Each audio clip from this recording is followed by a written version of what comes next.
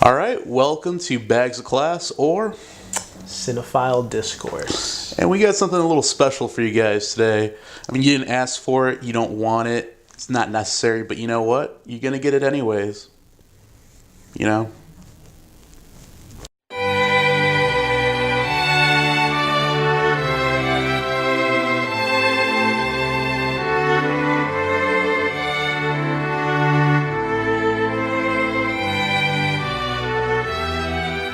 We're going to start with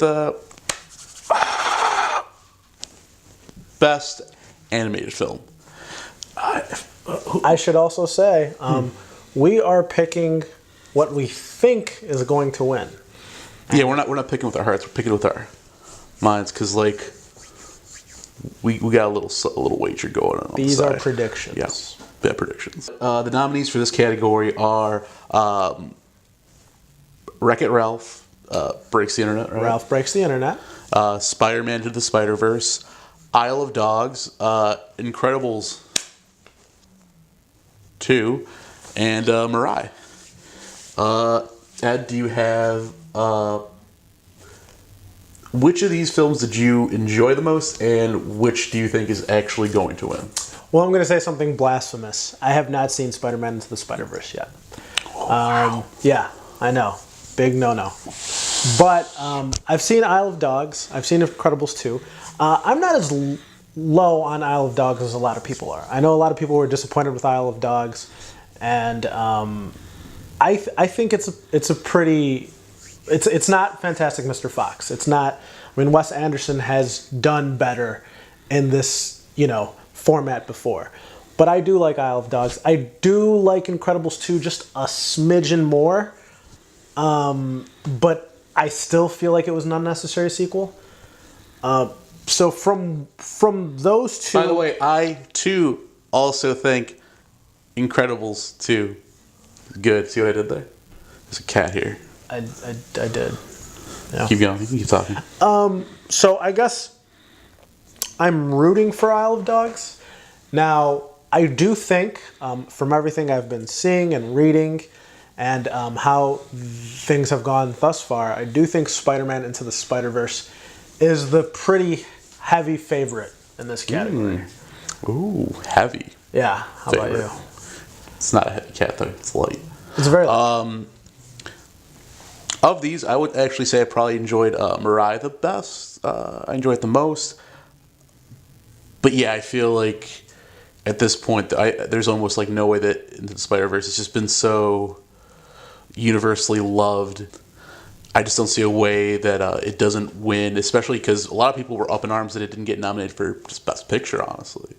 So, yeah, I think Into the Spider-Verse takes it.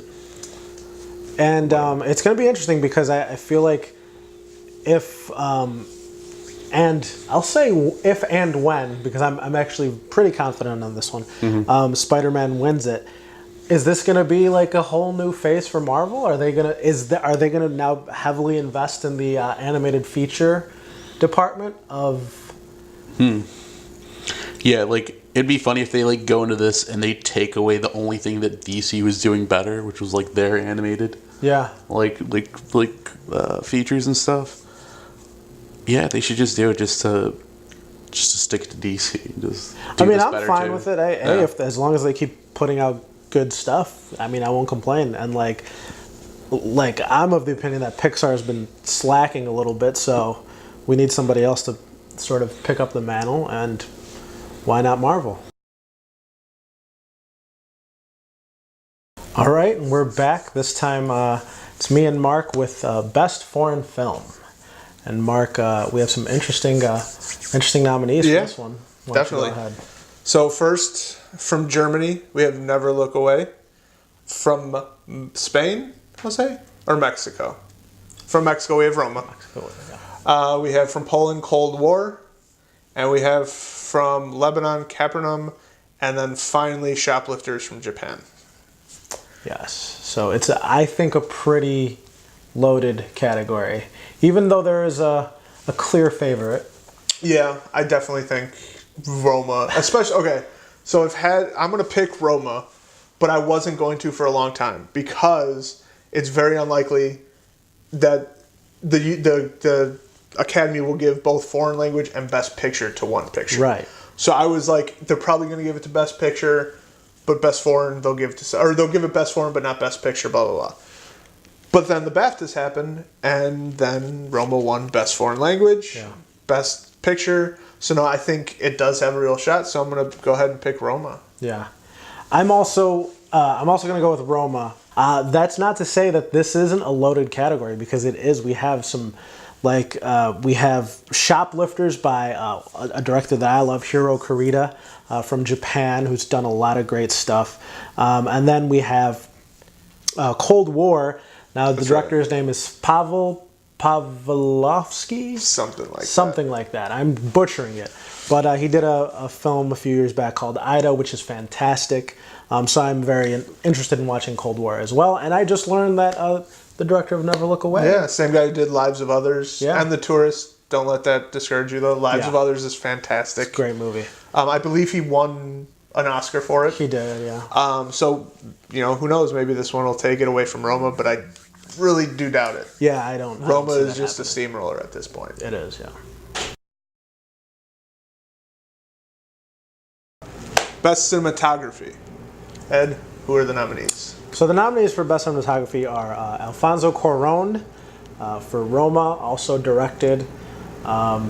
We have Lucas Zal. Zal, I think. That's my guess. For Cold War. For Cold War. We have Robbie Ryan for The Favorite. We have Caleb Deschanel for the juggernaut Never Look Away. And then we have Matthew Libatique for A Star Is Born. All right. So any thoughts? So how many of these have you seen, by the way? So I have seen Roma, and I have seen Never Look Away. Kidding. I don't know what that is. All right. So I've seen Roma, I've seen The Favorite, and I've seen Star Is Born. I've never seen Never Look Away or Cold War, even though I heard Cold War is amazing. Yeah, I've also heard a lot of great things about Cold War. I think Cuarón definitely deserves something for it, but I don't think the Academy is going to give him anything because he's not a traditionally cinematographer. Right. I think they're going to go with The Favorite just because it looks very interesting with what they do with fisheye lenses and stuff like that in the movie. I've heard that, yeah. Yeah, so I think they're going to want to give it to an established cinematographer, not a director who's doing cinematography. So I think they're going to give it to Robbie Ryan. Because Star Is Born, cinematography is okay. It's nothing to write home about. And then the other two I just haven't seen. Yeah. So I got to go with my gut. So I've been struggling with this pick a lot because I actually agree with a lot of what you're saying as far as politics involved in giving Cuarón, best cinematography. And the Oscars can get very political, as we all know. But I am actually going to say that Cuarón will get cinematography. It's because he is such a proponent of cinematography and such he is such a voice for cinematography. I mean, I don't know if you've been following what was happening with the Oscars, but they initially weren't even going to broadcast the cinematography category. Him and Del Toro came out. And him and Del Toro were very, very vocally saying that, look, that's not right. That's like a huge part of what makes a film. They said it's the most important part. It's the only thing that's completely from cinema. Yeah. There's nothing else in cinema that or anything other art form that cinematography takes from. It's all about that specific art form. Yeah. There's directing in film, but there's directing in theater. There's acting in theater. There's all this other stuff, but cinematography is specifically for cinema. Yeah. So I do think that is giving me a little bit of I'm leaning a little bit towards Cuarón winning. It's not a confident pick, but I am going to say that he's going to win for best cinematography. We're talking about Best Supporting Actor. Ooh. Do you want to read off the nominees? Sure. We got Mahershala Ali for Green Book. We have Adam Driver for Black Klansman. We have Sam Elliott for A Star Is Born. We have Richard E. Grant for Can You Ever Forgive Me? And Sam Rockwell for Vice. Pretty pretty solid, Yeah, category there's right a lot of there. actors in there that I really like a lot. Richard E. Grant's like an actor that I've liked for a long time. Didn't even like realize his name until he got nominated for the Melissa McCarthy movie. That's apparently actually like good. Yeah, he's a very very good actor. Been Yeah. around for ages. He's a good British actor. Yeah, I would say like your Sam Elliott's, your Richard E. Grant's, your Sam Rockwell's have been guys who've maybe at times have flown a little bit under the big mainstream, Yeah. but but they're all here. Rockwell actually finally got his award last year for 3 Billboards. for 3 Billboards. Yep. So, but Adam Driver turning into a really great He's like on the cusp of like that great career. Like blew up with the Star Wars, but then he did Logan Lucky, which he was fantastic in. He's really good. Black Klansman, which I haven't seen, but obviously doing good. And then like Ali, like I feel like it almost goes without saying, like the man is just like a beast. He's a monster. He's just like fantastic in pretty I'm much worried anything. about him, though. I feel like he's on the other side of that crest that Driver's on. Not because he's not a great actor. He's always gonna be, but like his upcoming stuff that I'm seeing, I'm like, oh, why'd you do that, man? Like, even Green Book like seems very Oscar baity to me. It is, and like I would say like the biggest issue with the Green Book is the fact that he's nominated for Best Supporting Actor, Right. and Vigo's on for Best Actor because the movie is mostly about the white driver. Right. It's who's- very. Yeah, it's not similar. it's not about the gay pianist who is like has a bunch of doctorates and is like dealing with Yeah. like his issues in the South. It's about the still dumb white guy. Yeah, the still racist white guy, but he's like less racist than the other racist people. So it's like, hey, He learns to become less racist. yeah, but I don't think he's gonna win a second Oscar. No, not for this. Let's say. Not for this I one. think he'll win an Oscar again, but not for this. But my pick is actually Sam Elliott. Not the longest performance. He's like his screen time in Star is Born is probably only like 15 minutes or so. Something probably. like that. But he's fantastic in those 15 minutes. I think he steals he pretty much steals like all the scenes he's in. He's I'll like, agree with you even more. I'll say he's the best thing in the movie. Like he is.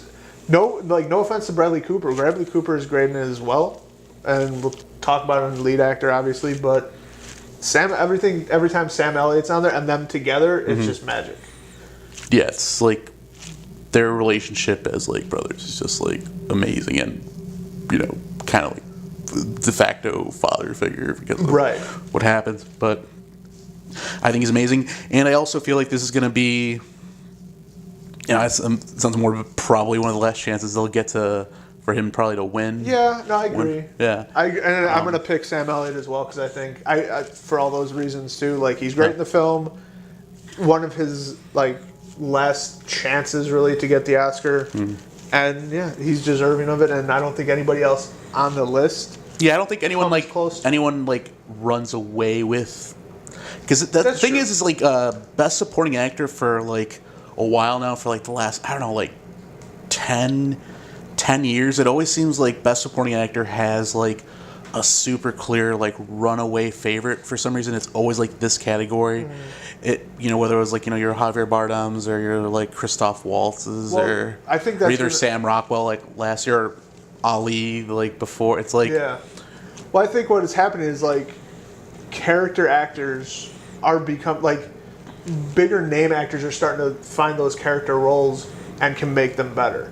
So like for the longest time you had your leading man, then you had character actors. Character actors got the supporting roles and they weren't necessarily as good. So when somebody took on one of those supporting roles, it elevated everything. Yeah. Now those bigger actors are like, oh, I'll take a smaller role but have a better part. And then you get stuff like this where it's like everybody's great in it, and it makes it harder for you to pick who's better. Yeah. But yeah, that's why I think Sam Elliott though. Sam Elliott. Sam Elliott. Yeah.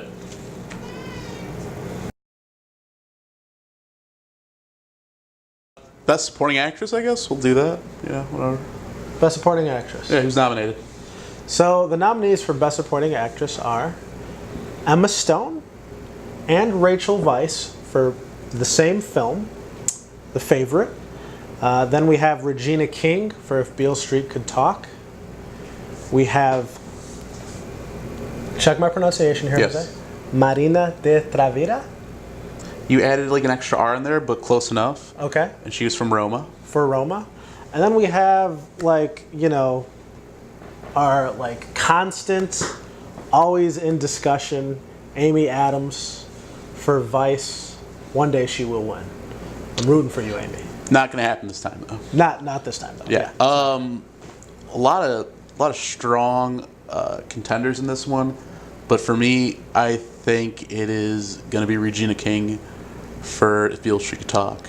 It's a very powerful performance. It's just like you just feel the intensity of like of her character, like a mother trying to, you know, help her daughter and like their situation, and yeah, it's just great performance. But honestly, you could say that about like all performances, like great. But I just think Regina King has got this one, and I feel pretty confident about it actually. Now, I agree with you that I do think Regina King is going to win. I have not seen If Beale Street Could Talk, but from everything I've heard, it's a fantastic performance, and most people agree that she is sort of the one to beat.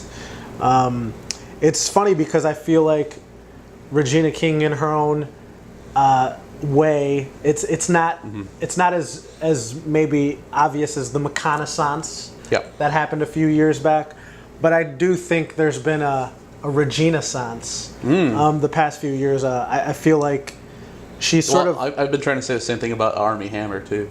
Armie Hammer, yeah, Yep. yeah, sort of. But yeah, she's like sort of like gotten a lot of praise for her television work the past few years, and then now that's starting to translate more into some solid film roles. But it's sort of like audiences finally have appreciated her, an actress who's been around for decades, since the early '90s. I remember Regina King in Poetic Justice as Janet Jackson's, you know, best friend. Yeah. So yeah, she's been around for a long time. Obviously, Friday, Yeah. Ice Cube's sister, been around for a long time. Just sort of always flown under the radar. But this might be her moment now. I think it is. How much do you think Emma Stone and Vice being, you know, both nominated hurts? Like, do you think they're both just going to pull too many votes away from each other to? I do. Yes. Like, do you think one would have been the favorite if the other didn't also get a nomination? No. The favorite for the favorite. I do think Regina King, from everything I've read, just on like the merit of her performance, I do think she would have been the favorite no matter what. But I do think it. Don't get me wrong. I do think like votes have been knocked off of Rachel Weisz a little bit because Emma Stone is also in the category. Nothing significant, but of course it's happened. Yeah, definitely. So we both got Regina, but do you have like someone who like maybe like the dark horse that you think would be like it would be maybe surprising, but you're like I could see it though, like It would probably be Rachel Weisz. Yeah. okay. I again have not seen The Favorite, but I have seen Marina's performance in Roma, which I think is really good. But I don't think it's gonna like it's good enough to warrant her to beat Regina King. So I would have to say the dark horse would be Rachel. Do you also think, maybe spoiler alert, because maybe if Beale Street's probably not going to win any of the other awards nominated, do you think that maybe pushes it up, that maybe the voters are like, this movie should still win something? So Yeah, that's actually a huge factor. I do think that this is going to be the big award from this movie is going to be her her award. So it's going to be, this is going to be a pretty. So she's a pretty heavy favorite, I would say.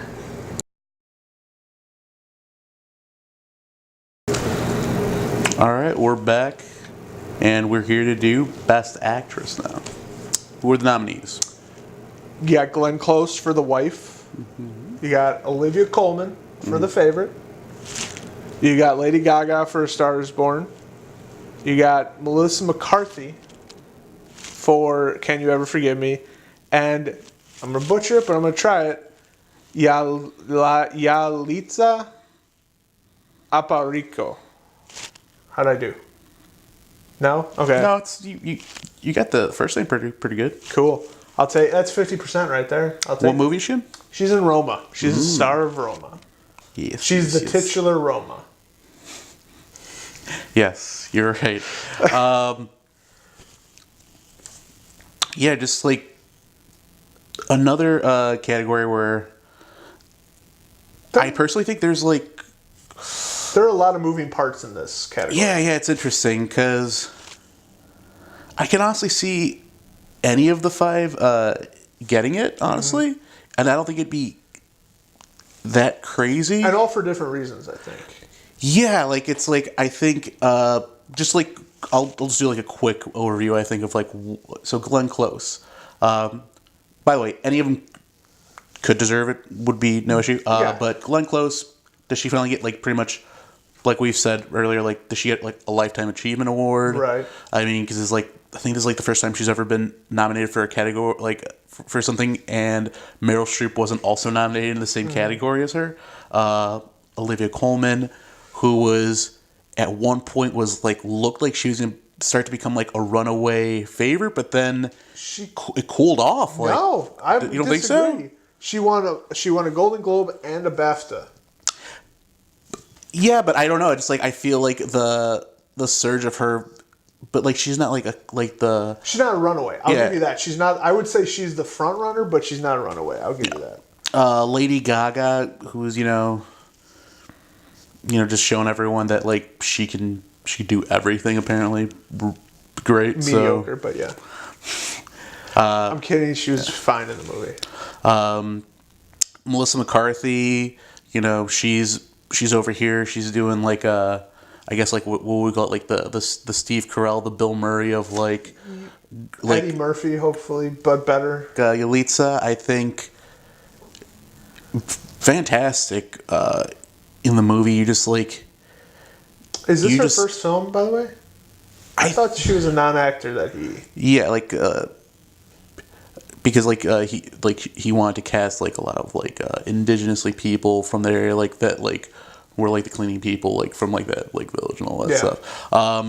But she's fantastic, and you just like she makes you feel like all the things that she's going through in that film. Like it's just like it's like tears at your heart. Like this, like her performance is she's fantastic. Yeah, she's amazing. I don't think she's gonna win, but I mean, I don't think she's gonna win, but I think like there is like a pathway for like all of them, and I think her pathway would be like maybe if Roma doesn't end up getting like maybe the way they voted, it doesn't end up winning like maybe Best Picture or something, or they don't give it like best like maybe Roma somehow misses out on Best Picture and Best Foreign Film, and then they're like, I don't think that's gonna happen.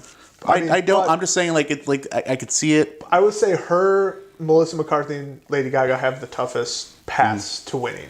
Yeah. I feel like Glenn Close, Olivia Colman are probably the two front runners. But they do like the aggregate scoring, like the voting for all the categories. Yeah. And I could actually see Yalitza pulling it off because I could see her not necessarily being on a lot of people's like first, like number one, but I could see her being like a lot of people's like number 2 or number 3 actually. Number 3, I would agree. Like she could be on there. I also there is Roma is a juggernaut, but I do think there is a little political backlash against it for some weird reason. because it's on Netflix essentially. Yeah. Which is definitely unfair. Who's your pick for winning though? But for actually winning, I actually think it's gonna be Lady Gaga. I think Lady Gaga is gonna. Really? Because I think outside of winning like best song, this will be the other award. I mean, I agree that it'll probably win best song, but I totally disagree that she, one, will win, but two, deserves it. I think Olivia Colman is one. Her performance in The Favorite is one of the best things I've seen this year. Simply from the fact that at no point does she try to be likable. Does she try to be like effervescent or any way like a likable character, but you still like her at the end because she finds something real in that character. I get it, but I also think Lady Gaga she was great, but also there might not be a more of like making you feel something moment than the first time she sings like "Shallow."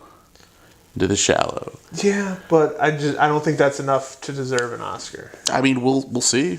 And also, like, a lot of that has to do with the filmmaker, not necessarily the actor at that point. I mean, we'll see. I guess we'll see. If I will say, like, if Lady Gaga does win Best Lead Actress, I will like concede that you've won. Even if I come ahead in this, you've won, because that's such an outside pick that I'm just going to be like, okay, fair enough. Gaga. Coleman.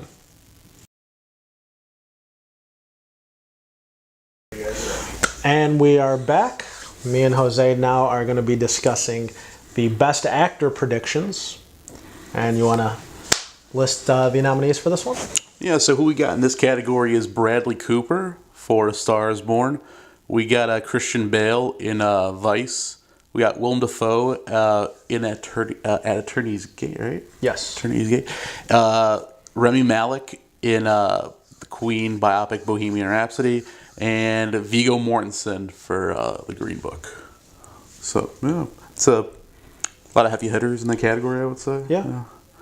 So, who's, like last time, whose performance did you think was the most fun, enjoyable, and who do you think is actually going to win? So here's the thing about this category. Okay. I'm going to go in on this, I bet. I'm going blind into this one because I haven't seen any of the performances yet. Oh, okay. Yeah. I know I'm fairly confident that all signs are pointing to Rami Malek winning. And from everything I've heard, he's given a great performance, and it would be more than warranted. I think I just have I'm rooting for Willem Dafoe because it's Willem Dafoe. But I'm fairly confident Rami Malek's going to win this.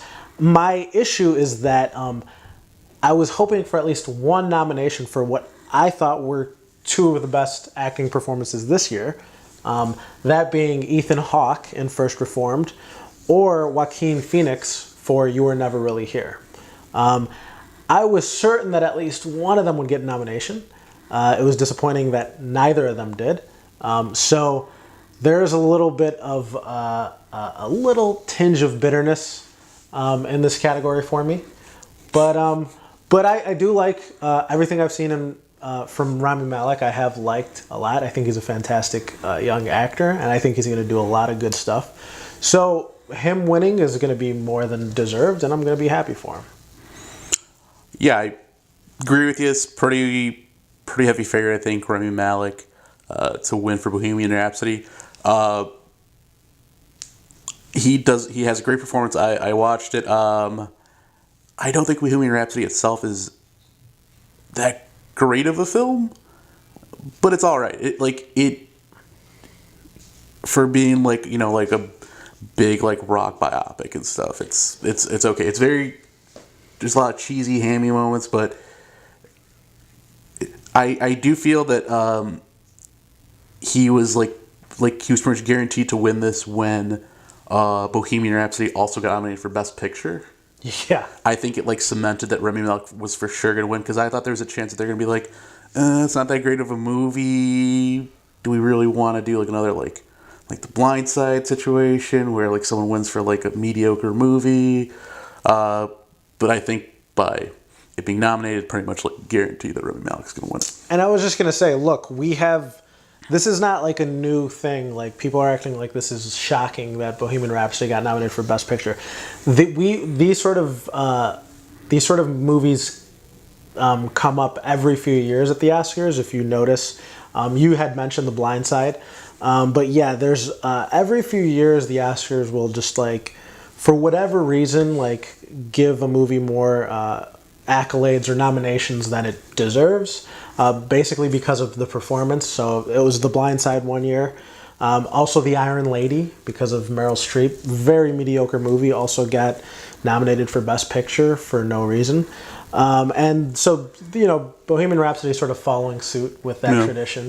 It was from what I've heard, a great performance, but because of that, it's just drudging up a lot of other, what we would say is undeserved. Yeah, because the thing is, like, I have like quite a few complaints about the film itself, but none of them involve him, and none of it's like his fault. Like with like a lot of like the storytelling decisions that they made to not delve into certain things more. That's not Rami Malek's fault or his part to play in the film. Sure, yeah. He just has to give the performance like for what he's given, and he does a great job. So yeah. I think we've agreed on all three of. I think so, yeah. But yeah, I mean, Rami Malek's gonna win. So Best Actor. yeah, there you go. Yeah, we're back. It's me and Ed. This time talking about Best Directors. That's right, and for this category we got Pavel Pawlowski, which I've again managed to mispronounce, I'm sure. That's fine. It's Cold War. Then we have Spike Lee, unknown director, for the movie Black Klansman. We got Alfonso Cuarón, who you've heard a few times now for Roma. Mm-hmm. We've got Adam McKay for Vice. And then we've got Yorgos Lanthimos. Yes, Lanthimos, or I don't know. Yorgos Lanthimos, that's what I say. For The Favorite. And again here, I think I'm clearly I'm gonna lean towards saying this is Alfonso Cuarón's to lose. He is, but the thing is, this is not a confident pick. Again, it's because of the politics involved with the Oscars. But I do think, like, why not? Why not this be the year where somebody just stockpiles a bunch of awards? And Roma would be a deserving film, if any. Yeah, I agree with you. I'm going to go with the politics pick and say Spike Lee because... Ooh, okay. I mean, a Lifetime Achievement? Kind of thing, like what Scorsese got with... Departed and stuff like that. Not that Cuarón's not... He's definitely worthy of Best Director. Right. But I think they're going to go with, we fucked up not giving this guy an Oscar before. Let's give Spike Lee his Oscar now. That would be interesting. It would be quite the. The Oscars are definitely prone to doing those Lifetime Achievement sort of Oscars. So, but we'll see. And like, they don't want to seem like weird or racist. Yeah, that's true. They've had some problems. The Oscars will try hard. But is there anybody on this list you are surprised that got a nomination? Yeah, Adam McKay, and that's not even like any sort of like diss towards him. It's just like the fact that he got nominated a few years back for The Big Short was surprising at the time, even though everyone agreed that The Big Short was a pretty solid, good movie. But that he got the director nomination was surprising at the time for The Big Short. Now, I haven't seen Vice, but from what I've heard, it's a weaker film than The Big Short. So for him to get nominated again, it seems like for some reason, and hey, I'm not against it, but for some reason the Academy really loves that. Like him. Well, also if he gets actors to give good performances, like Christian Bale, I mean, maybe he deserves. Maybe, obviously not to win, but maybe a little nod, Yeah. I would go. Yeah, it's a pretty strong field for me. I think I agree with Ed McKay. It's a weird thing to think. Like we were just talking about it. The stuff he's directed now. He's an Oscar nominated director, but it's the world we live in now. Like, if you got talent, you can rise up. Exactly. We did it. We're here. Finally. Yes. Me and Jose are going to talk about Best Picture. Yep. And Jose, Yeah. who are the nominees for Best Picture? Nominees are Roma, A Star Is Born, Black Klansman, Green Room, Bohemian Rhapsody, Vice, The Favorite, and Black Panther. If you don't mind, I'm just going to say get Vice, get Bohemian Rhapsody, get Green Book out of your head. You're going to keep Black Panther?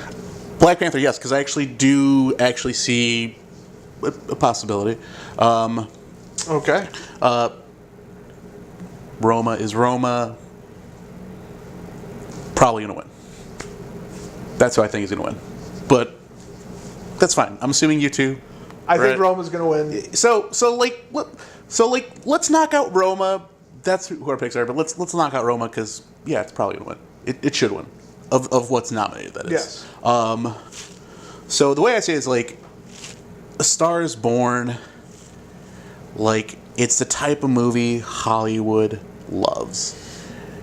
It's about the entertainment business. It's about Yes. It's one of their golden boys like Bradley Cooper making good and becoming like jump, becoming a good director.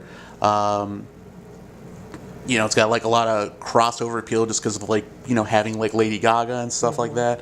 Black Klansman.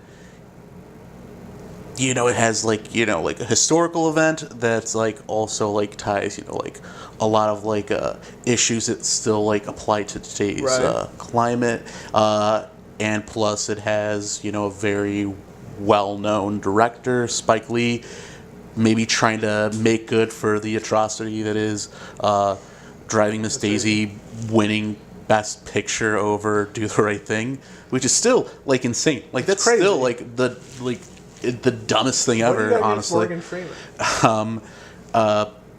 Then you got The Favorite, which is like a period piece that's amazingly shot, has great performances. If Roma doesn't win, it'll probably be The Favorite. I could see that upsetting Roma. I would disagree with it. I think Roma's definitely deserving of the Best Picture. Yep. But if it gets upset, it'll probably be by The Favorite. And Black Panther. And I think if they were to have what was the best like favorite popular film, that would win that probably like hands down, like running away. Right. Is it the Best Picture though? Probably. It's not, but I don't think we can undersell how big of a cultural impact it had when it like first came out, and how beloved the film is, and how like it just but that's blew not up. The question at hand. The question at hand is what's the best picture? I mean I agree. Like, do Black Panther, even though I have problems with it, I can 100% appreciate it as a work of art. Also, the cultural significance of it. But is it comparable to these other movies? Well, thanks for giving it your stamp of approval, Whitey. That's nice. You're welcome. You're welcome. But I don't think it would. Would it be a surprise? Yes, but I don't think it should be that big of a surprise if it does, because I feel like maybe this is them starting to lean towards like a changing climate of maybe them not taking themselves so seriously and them being like rewarding things for just being not big blockbuster, being a great film that appeals to so many people and is just like beloved and just like just a huge like imprint like on like pop culture it had. That being said, it's not gonna win. But I want to talk about that because I think people want to see that more, with more popular films being included in the Oscars. Yep. And even the Oscars want to see it because then you get more people watching it. Yeah. But there are already awards for those popular films. Now, are they less prestigious? Yes, probably. But they're also for films that make $1 billion at the box office. A lot of the films in the categories that we've listed today and other categories in the Academy Awards nobody's seen, but they're still really good, really well-made movies that deserve the spotlight for one day of the year. And I think that's what the Academy should be doing, is going towards those things as like, hey, this is something not a lot of people have seen, but it is worth seeing, so we're going to shine our light onto that. But from my viewpoint, it's like one of those things where it's like, if you're already like haven't like nominated like, I don't know, like we've talked about like 3 movies, like Hereditary, A Quiet Place, and Annihilation, like these didn't get any nominations for anything. It's like I think those are probably 3 of like my top 5 favorite movies of the year, like last year. No, I mean, I agree. And There's a problem with genre pictures like that. Definitely. Because like stuff like Annihilation, Quiet Place, and a little bit less with Quiet Place, and with Hereditary, not a lot of people saw them. So it kind of goes into the same thing. But I'm talking about popular stuff. Like, do I think Marvel films need recognition from the Academy? Not particularly. They're what do they care if they win it? They've made $1 billion, right? They're like immensely, like everybody on the planet has seen their movie, knows about it. But like something like At Eternity's Gate, like if it wasn't for the Academy, nobody would have heard about this movie. Nobody would have gone to see it. Like maybe it would have played at like an art house cinema thing, but it would have been like forgotten about for a while until like something like Criterion picks it up. You know. Fair enough. But yeah, Roma's gonna win. Roma. Thank you for joining us. Yeah. Listen to us ramble on about dumb stuff and who we think is gonna win. Yeah, the watch Oscars. the Oscars tonight. Yeah, watch it. Ooh. Let us know in the comments how badly we screwed up. Tell us your picks. And Tell us who. No. Tell us who should have won. Ooh.